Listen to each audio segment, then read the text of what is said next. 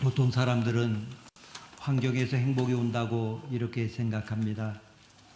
만약에 환경에서 행복이 온다고 하면 이 세상에서 가장 행복한 곳은 에덴 동산일 것입니다. 에덴 동산보다도 더 좋은 환경이 어디 있겠습니까? 그러나 그같이 좋은 환경이 있다 할지라도 거기에 깨달음이 없고 감사가 없을 때에 에덴 동산은 행복의 동산이 될 수가 없었습니다.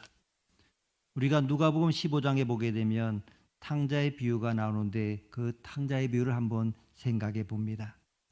그 집의 둘째 아들이 행복한 때도 분명히 있었고 불행한 때도 있었습니다. 언제 불행했습니까? 집을 떠나기 전에 그 집을 벗어나지 못해서 안달했음이 분명히 있었을 것입니다. 분명 그들은 좋은 음식 먹었고 좋은 옷을 입었을 것입니다마는 만족이 없었습니다. 그 좋은 집이 감옥처럼 여겨졌습니다. 모든 것이 불평거리로밖에 보이지 않았습니다. 아버지가 건강하고 장수하는 것까지도 불평거리가 되었습니다.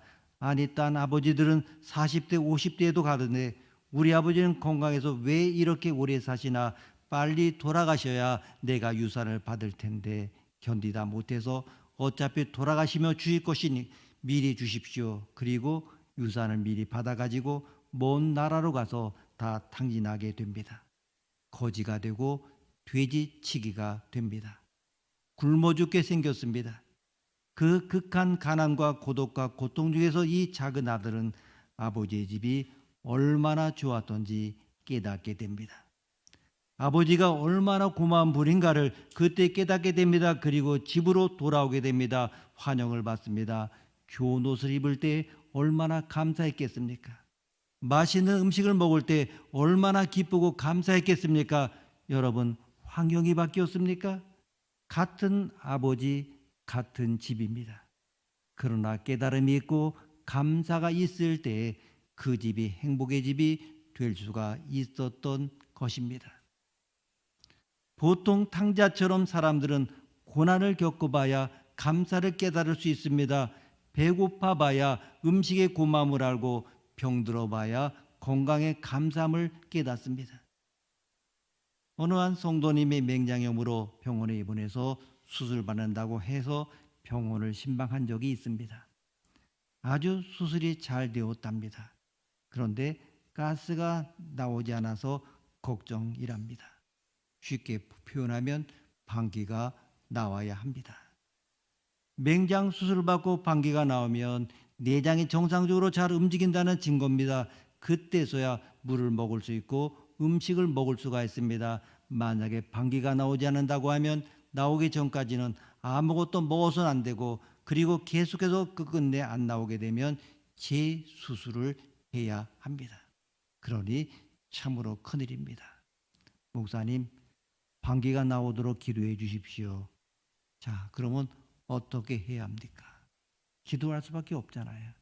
주님, 방귀가 꼭 나오게 해 주십시오. 속히 나오게 해 주십시오.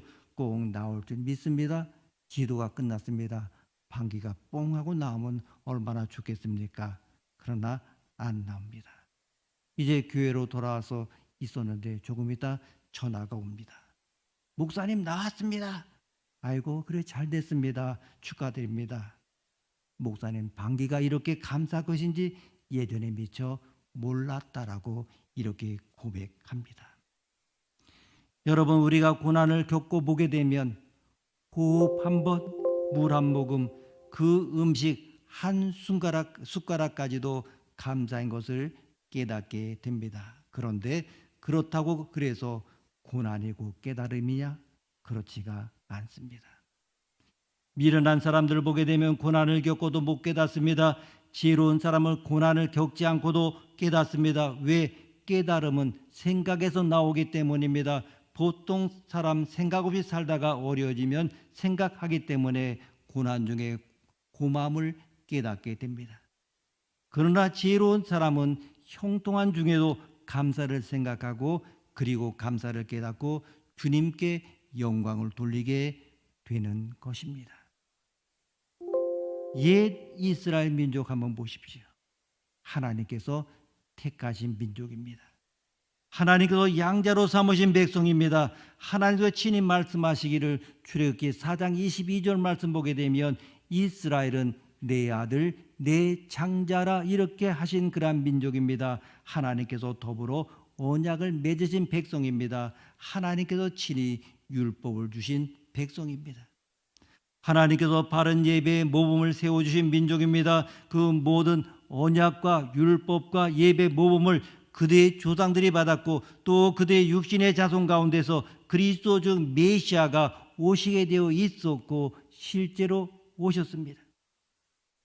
정말 이 놀라운 특권을 물려받은 민족이 바로 바울의 동족인 유대 민족이었던 것입니다. 그러니 예수 그리스도를 알려면 유대인보다도 더 잘 알 수 있는 이들이 누가 있겠느냐고 하는 것입니다. 전 세계 그리스도인들이 이스라엘 성지 순례 갑니다. 그 이유가 무엇입니까?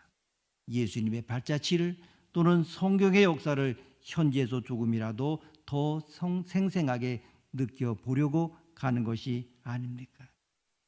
그러나 유대인들은 예수님을 이해하려고만 하면 자기네 땅에서 자기네 삶의 자리에서 자기네 역사 문화 속에서 자기네 말과 글로 알 수 있으니 우리보다 얼마나 더 쉽게 금방 알아들을 수 있겠습니까? 그게 그들이 받은 특권이라고 하는 것입니다. 예를 들자면 세종대왕을 이해하고 이순신 장군을 배우는데 우리가 가장 유리한 것과 마찬가지라고 하는 것입니다. 문제가 무엇입니까? 유대인들이 예수 그리스도를 인정하지 않는 데 있는 것입니다. 하나님의 놀라운 축복받고 선택받고 그렇게 살아간 그 민족이 그것을 알지 못합니다. 이처럼 유대인들은 또는 옛날 이스라엘 백성은 하나님으로부터 이런 특별한 은혜를 받은 언약의 백성인데 약속된 메시아가 오셨음에도 불구하고 그를 알아보지 못하고 믿지 않으니 사도 바울은 그의 마음속에서 큰 근심과 그치지 않은 고통 가운데 나의 동족은 하나님의 나라에 구원받은 무리에서 몽땅 탈락되는 것인가? 내 민족을 향했던 하나님의 계획은 그럼 다 숲으로 돌아간 것이냐? 이렇게 그렇게 보아야 되느냐? 내 조상들에게 주었던 하나님의 그 많은 약속의 말씀들은 다 폐하여졌다고 보아야 할 것인가? 이런 질문을 던져놓고는 그런 것 같지는 않다는 말로서 오늘의 본문의 논지를 펼치기 시작합니다. 우리가 12절 13절에 보게 되면 야곱은 사랑하고 에서는 미워했다는 말, 야곱은 더 사랑하시고 에서는 덜 사랑하셨다. 야곱은 택하시고 에서는 택하지 않으셨다는 이 말에 이것은 히브리식 표현입니다. 따라서 하나님께서는 유대인이 아닌 이방인 가운데서도 원하시는 일을 얼마든지 당신의 백성으로 택하실 수 있고 유대인 가운데서도 택하시지 않을 자가 얼마든지 있다고 하는 것입니다. 반대로 사도 바울은 하나님께서 원하시면 유대인 동족 가운데서도 자기처럼 예수 그리스도를 믿는 이가 얼마든지 있을 수 있다는 희망을 가질 수 있게 되었다고 하는 것입니다. 리브가 우리 조상 이삭 한 사람으로 말미암아 임신했는데 그 자식이 아직도 나지 아니하고 무슨 선이나 악을 행하지 아니한 때 택하심을 따라 되는 하나님의 뜻이 행위로 말미암지 않고 오직 부르신 이로 말미암아 서게 했다 한 것이 하나님의 주권적 선택에 사람의 의지나 결단이나 노력 등 인간적인 요소가 조금도 개입되지 않았음을 그는 말하는 것입니다.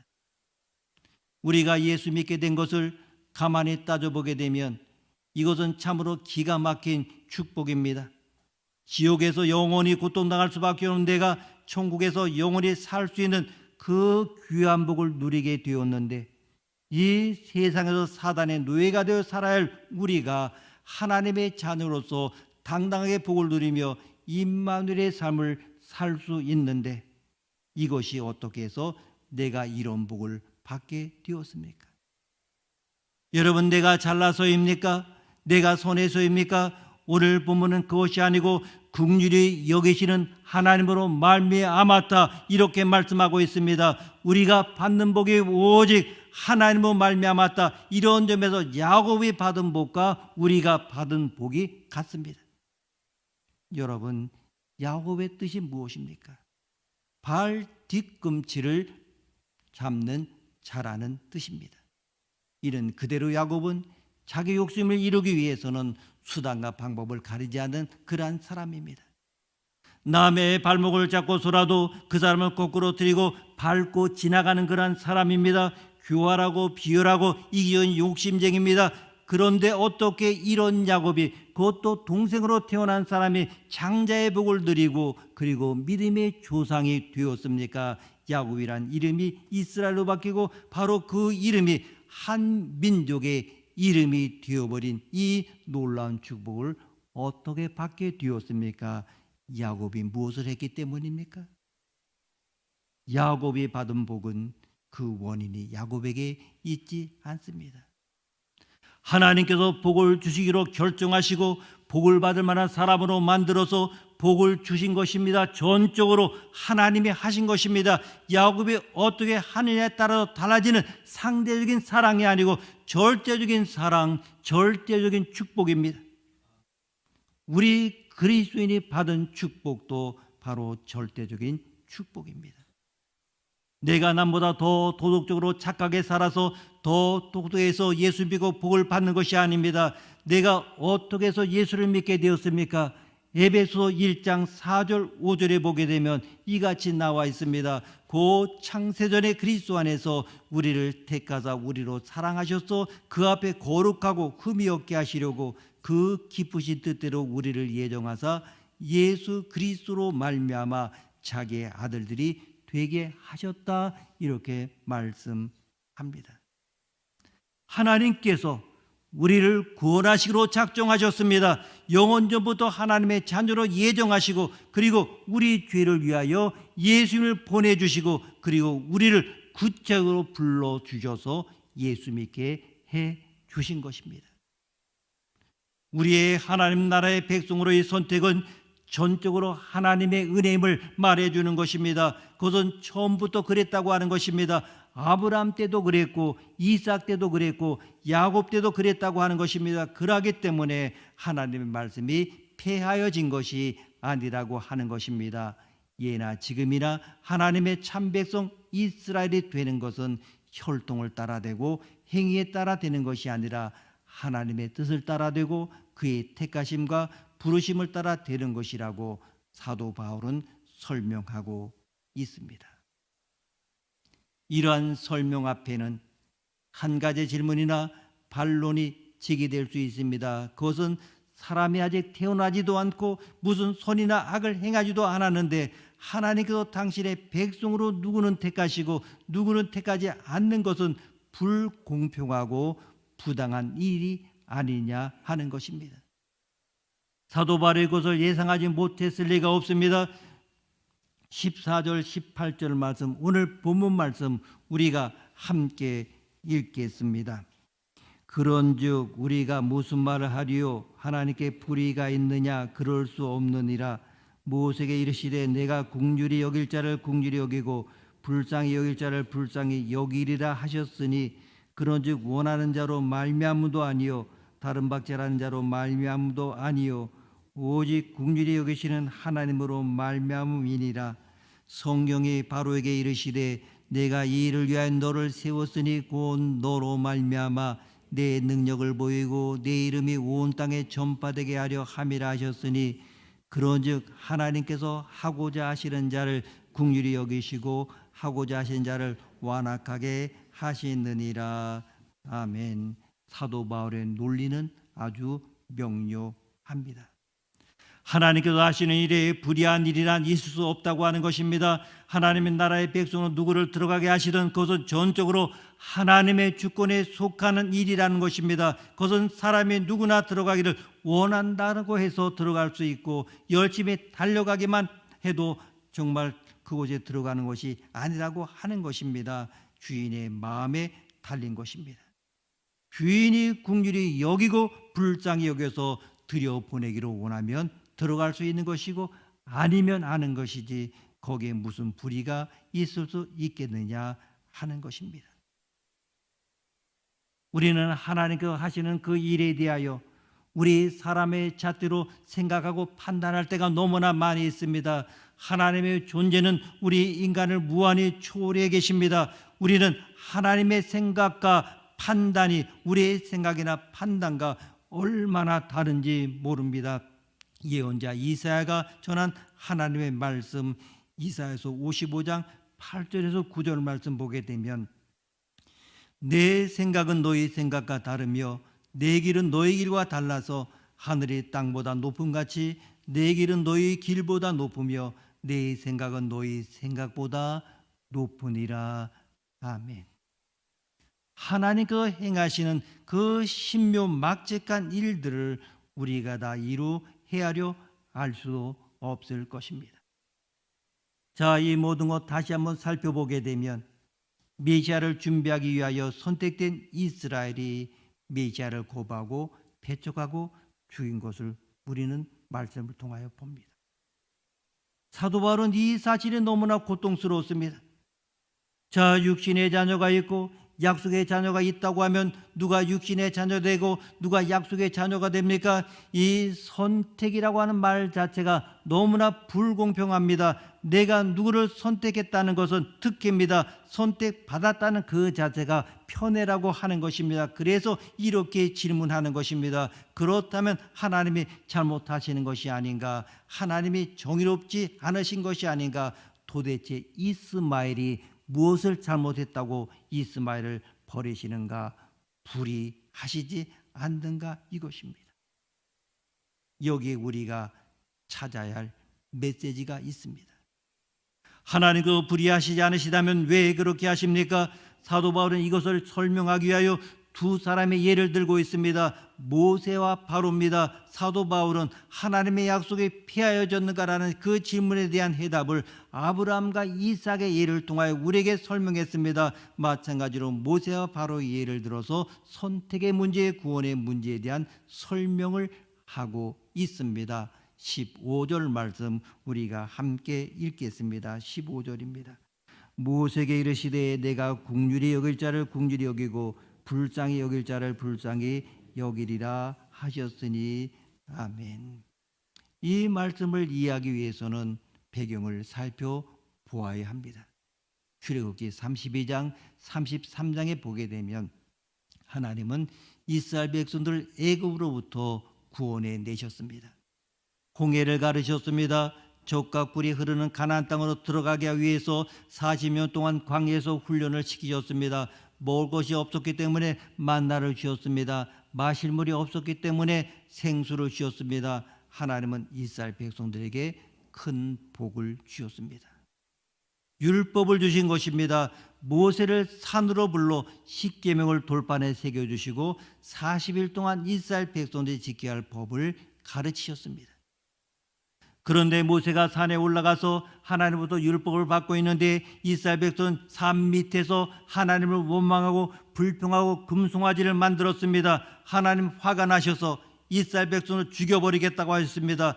모세도 그 사실하고 화가 났지만은 하나님께 매달렸습니다. 여기서 하나님이 이스라엘 백성을 죽이시면 이방 사람들이 하나님 뭐라고 생각하십니까? 생각하겠습니까? 애굽에서 데리고 나와서 광야에서 다 죽였다고 하지 않겠습니까? 그리고 모세는 자신의 이름이 생명책에서 지워져도 좋으니 이 백성을 용서해 달라고 했습니다. 이것은 마치 잘못한 아이를 체벌하는 아버지로부터 아이를 보호하고자 하는 어머니의 마음과 같습니다. 결국 하나님께서 마음을 푸셨습니다. 그러면서 하신 말씀이 이 15절 말씀입니다. 이스라엘 백성은 금송아지를 만들고 우상을 섬겼습니다. 이제는 사형에 해당이 됩니다. 하나님에게는 공의와 사랑이 있습니다. 하나님께서 공의로 이스라엘 백성을 대하셨다면 이스라엘 백성은 모두 다 죽었을 것입니다. 하지만 하나님께서 사랑으로 이스라엘 백성을 대하셨기 때문에 그들은 살았습니다. 우리 인간들 보게 되면, 특별히 젊은 사람들 보게 되면 너무 함부로 정의를 말합니다. 여러분도 정의로워야 한다는 말 조심하십시오. 정의와 공의를 말하려면 여러분이 먼저 죽어야 됩니다. 남을 비판하고 남을 욕하는 사람이 먼저 죽어야 됩니다. 사랑이 없는 정의는 바로 죽음뿐입니다. 여러분은 하나님께서 여러분을 공의로 대하기를 원하십니까? 사랑으로 대하시길 원하십니까? 만약에 하나님이 공의로 여러분을 대하신다면 살아날 사람은 아무도 없습니다. 따라서 공의가 아닌 사랑을 선택을 해야 합니다. 구원은 공의가 아닙니다. 구원은 사랑입니다. 긍휼입니다. 은혜입니다. 하나님께서 우리를 긍휼히 여기셨기 때문에 산 것이지 하나님의 공의와 정의 앞에서는 살 자가 아무도 없습니다. 여러분, 하나님은 죄인을 어떻게 다루십니까? 공의로우신 하나님께서 죄인을 보시면 죽여야 합니까? 살려야 합니까? 만약에 죄인을 살리면 하나님에게는 공의가 없는 것입니다. 그러나 사랑의 하나님은 죄인을 보시면 죽여야 합니까? 살려야 합니까? 살려야 합니다. 이 두 가지를 다 만족시키기 위해서 하나님은 스스로 죽기로 결정하셨습니다. 이것이 바로 예수 그리스도의 죽음입니다. 우리가 죽어야 하는데 예수님께서 대신 십자가에 못 박혀 죽으심으로 말미암아 하나님의 공의를 만족시켰습니다. 예수님께서 십자가에 달려 돌아가심으로 말미암아 하나님은 우리를 살리셨습니다. 그래서 하나님의 사랑을 만족시키셨습니다. 십자가는 우리의 구원입니다. 하나님께서 우리를 살리신 것은 불쌍히 여길 자를 불쌍히 여기고 긍휼히 여길 자를 긍휼히 여기셨기 때문입니다. 이것이 바로 하나님의 선택입니다. 하나님의 선택은 공의가 아닙니다. 구원을 받을 수 없는 나지만, 에서가 아닌 야곱과 같은 나지만 하나님은 나를 용서하시고 사랑하시고 택하셨습니다. 이미 우리는 다 죽은 사람들인데 구원받았다면 이것은 은혜요 복입니다. 16절 말씀 함께 읽습니다. 16절입니다. 그런즉 원하는 자로 말미암음도 아니요 다른 박질하는 자로 말미암음도 아니요 오직 긍휼히 여기시는 하나님으로 말미암음이니라. 아멘. 구원이란 무엇입니까? 공의의 하나님으로부터는 구원받을 자가 없습니다. 구원은 내가 원해서 얻어지는 것이 아닙니다. 또한 구원은 내가 노력해서 얻어지는 것도 아닙니다. 나의 노력으로 사용을 면할 수가 없습니다. 그렇다면 어떻게 구원받을 수 있습니까? 긍휼히 여기시는 하나님으로 말미암아 이렇게 할 수가 있습니다. 당신은 무죄요 라는 말 한마디로 사용을 면할 수 있습니다. 구원은 하나님의 은혜입니다. 내가 원한다고 되는 것도 아니요 내가 노력해서 되는 것도 아닙니다. 구원은 오직 하나님의 은혜입니다. 사도 바울은 모세에 이어서 바로의 이야기를 합니다. 17절 말씀 함께 읽습니다. 17절입니다. 성령이 바로에게 이르시되 내가 이 일을 위하여 너를 세웠으니 곧 너로 말미암아 내 능력을 보이고 내 이름이 온 땅에 전파되게 하려 함이라 하셨으니. 아멘. 여기 은혜 받는 사람과 대조되는 비극적인 사람이 있습니다. 바로입니다. 바로도 하나님의 일을 위하여 세움을 받은 사람입니다. 그러나 긍정적인 역할을 하지 못하고 부정적인 역할을 하고 말았습니다. 생명의 역할을 하지 못하고 멸망의 역할을 한 불행한 사람입니다. 여러분, 바로가 모세처럼 좋은 일을 했다면 얼마나 좋겠습니까? 저는 여러분들이 부정적인 역할을 하는 사람이 되지 않기를 원합니다. 예수님을 따라다녔지만 불행했던 사람이 바로 가룟 유다입니다. 오히려 예수님을 따라다니지 않았다고 하면 그런 일은 없었을 것입니다. 가룟 유다는 3년 동안 예수님과 함께 다니면서 예수님이 행하시는 기적도 보았고 함께 먹고 자고 했으면서도 버림을 받았습니다. 그런 사람이 되지 않기를 바랍니다. 바로가 그런 사람입니다. 바로는 하나님과 상관이 없는 사람이 아닙니다. 바로가 마음을 완악하게 하지 않았다면 10가지 재앙을 내리지 않았을 것입니다. 바로가 완악했기 때문에 하나님의 능력이 나타났고 하나님의 능력이 나타났기 때문에 하나님의 이름이 높아졌습니다. 이 모든 것 바로 때문입니다. 하나님이 바로의 마음을 완악하게 하신 것이 아닙니다. 하나님은 완악한 바로의 마음을 막지 않으신 것입니다. 바로는 완악했지만 하나님이 바로를 보호하셔서 살아 있었습니다. 마찬가지로 하나님께서 우리를 돌봐주지 않았다면 우리는 어디로 갈지 모르는 사람들입니다. 우리는 모두 다 죄인이지만 하나님께서 우리로 하여금 기도하게 하시고 말씀을 듣게 하시고 회개하게 하셔서 여기까지 이끌어 주셨습니다. 예수님의 십자가 옆에 있던 두 강도를 한번 생각해 보십시오. 두 강도는 똑같이 예수님을 만났습니다. 상황도 같았습니다. 멀리 있지도 않았습니다. 그런데 한 강도는 예수님을 저주했습니다. 예수님의 곁에 있는데도 예수님의 좋은 점을 보지 못했습니다. 그러나 다른 한 강도는 예수님의 좋은 점을 보았습니다. 그 사람은 구원받았습니다. 이것이 바로 선택입니다.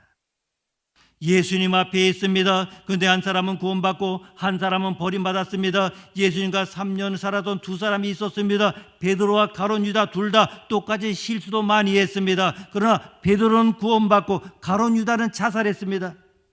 여러분, 가룟 유다에게 회개할 기회는 있었습니다. 그러나 그때 회개하지 않았습니다. 바로에게도 회개할 기회가 10번 이상 있었습니다. 여러분은 어떻습니까? 여러분은 회개할 기회가 있었음으로 인하여 감사하십시오. 지금 예수님께 돌아오면 약속의 자녀가 됩니다. 회개하면 축복의 자녀가 됩니다. 18절 말씀 함께 읽습니다. 18절입니다. 그런즉 하나님께서 하고자 하시는 자를 긍휼히 여기시고 하고자 하시는 자를 완악하게 하시느니라. 아멘. 바로와 모세에 대한 결론이 18절에 있습니다. 하나님께서 하고자 하시는 자를 긍휼히 여기시고라는 말씀은 누구를 말하고 있습니까? 이스라엘과 모세를 말합니다. 하고자 하시는 자를 완악하게 하시니라 누구를 말합니까? 바로를 말합니다. 왜 깨닫지 못했습니까? 참으로 가슴을 칠 노릇입니다. 우리 부모님은 왜 예수님을 모릅니까?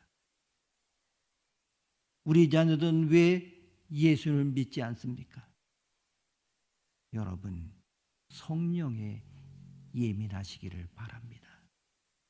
하나님의 음성을 듣는 사람이 되기를 바랍니다. 이것이 바로 복입니다. 하나님이 불의하십니까? 그렇지 않습니다. 인간이 불의합니다. 불합리한 인간의 눈에 하나님이 불합리하게 보일 뿐입니다. 하나님은 불합리하시지도 불의하시지도 않습니다. 하나님께 긍휼이 많은 것이 잘못입니까? 하나님께서 죽은 사람을 살린 것이 잘못입니까? 부정적인 사고방식을 갖지 않기를 바랍니다. 다른 사람의 잘못을 꼬집고 비판하는데 일생을 보내지 않기를 바랍니다. 사랑하고 용서하고 격려하고 축복하는 사람이 되기를 바랍니다. 하나님께서 여러분의 잘못을 매일매일 기록하신다면 여러분이 어떻게 살 수가 있겠습니까? 이것이 은혜이고 이것이 긍휼입니다.